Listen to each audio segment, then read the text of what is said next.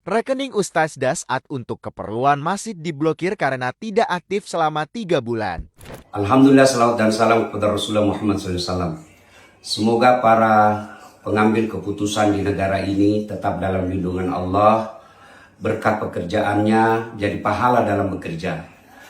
Saya hari ini berencana membayar besi, semen untuk pembangunan masjid saya. Jadi saya datanglah mengambil uang yang saya tabung di bank pemerintah.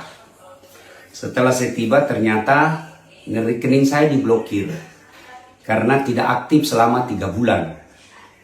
Saya bingung kenapa diblokir. Alasannya katanya supaya menghindari hal-hal negatif. Setahu saya selalu diiklankan oleh negara, ayo menabung, ayo menabung. Menabunglah saya, tapi kenapa diblokir? Namanya menabung disimpan duit. Kalau tidak disimpan, diambil terus bolak-balik, lebih baik disimpan di dompet. Namanya kita diajak menabung, ya kita simpanlah. Kenapa setelah saya simpan malah diblokir? Dan duit saya ini tidak banyak. Saya berharap pemerintah membuat keputusan yang betul-betul elegan, tidak meresahkan masyarakat, dan tidak menyusahkan rakyat kecil. Saya berharap apapun kebijakan itu selalu berarah pada kemaslahatan umat. Saya tahu niat ini bagus, niat pemblokiran rekening ini baik, tapi caranya yang tidak elegan. Apa gunanya kalian yang sekolah tinggi-tinggi ke luar negeri, digaji oleh negara, yang bekerja mengelola keuangan masyarakat, lalu uang masyarakat ini, kebijakan ini justru melahirkan keresahan dan menyusahkan masyarakat.